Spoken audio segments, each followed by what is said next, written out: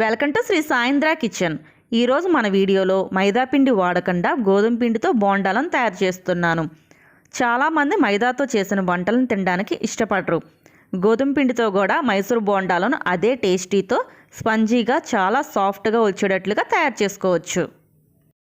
ఈ గోధుమ పిండి బోండాల కోసం ఒక గిన్నెలో 1 కప్పు గోధుమ పిండి, అరకప్పు బియ్యం పిండి, అరకప్పు బొంబాయి రవ్వ, 1 కప్పు పెరుగుని తీసుకోవాలి. రుచికి తగినంత ఉప్పు, 1/2 టీ స్పూన్ బేకింగ్ సోడాను వేసుకొని ముందే వాటర్ పోయకుండా పెరుగులో పిండిలన్నీ కలిసే విధంగా ఒకసారి బాగా కలుపుకోవాలి. ఇలా పెరుగులో పిండిలన్నీ కలుపుకున్న తర్వాత కొన్ని వాటర్ని యాడ్ చేస్తూ పిండి మరీ పలచగా కాకుండా గారె పిండి కన్నా కొంచెం పలచగా కలుపుకుంటే సరిపోతుంది. పిండి మరీ పలచగా ఉంటే కొంచెం గోధుమ పిండిని కలుపుకోవచ్చు. బియ్యం పిండిని కలపటం వల్ల బోండాలు ఎక్కువసేపు క్రిస్పీగా ఉంటాయి. గోధుమ పిండిని ఎంత తీసుకుంటే పెరుగును కూడా అంతే తీసుకోవాలి.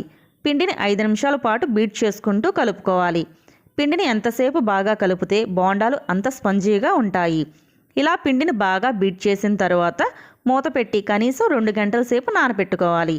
ఈ బోండాల కోసం పుల్లటి పెరుగైతే పిండిని 2 గంటలు నానబెడితే సరిపోతుంది. కమ్మటి పెరుగైతే ఇంకొంచెం ఎక్కువసేపు నానబెట్టుకోవాలి. ఇలా 2 గంటల తర్వాత పిండిలో సన్నగా కట్ చేసిన 1 టేబుల్ స్పూన్ పచ్చిమిర్చి, 1 టేబుల్ స్పూన్ అల్లం తరుగు, కొంచెం కరివేపాకును వేసుకొని మరో 2 నిమిషాలు కలుపుకోవాలి. ఇప్పుడు ఒక కళాయిలో డీప్ ఫ్రైకి ఆయిల్ని హీట్ చేసుకొని బోండాలను వేసేటప్పుడు ఒకసారి చేతిని తడి చేసుకొని పిండిని తీసుకొని ఆయిల్లో వేస్తే బోండాలు రౌండ్గా వస్తాయి. బోండాలను వేసేటప్పుడు మంటని లో ఫ్లేమ్ మీద పెట్టుకుంటే అన్నీ ఒకేసారి ఈవెన్గా ఫ్రై అవుతాయి.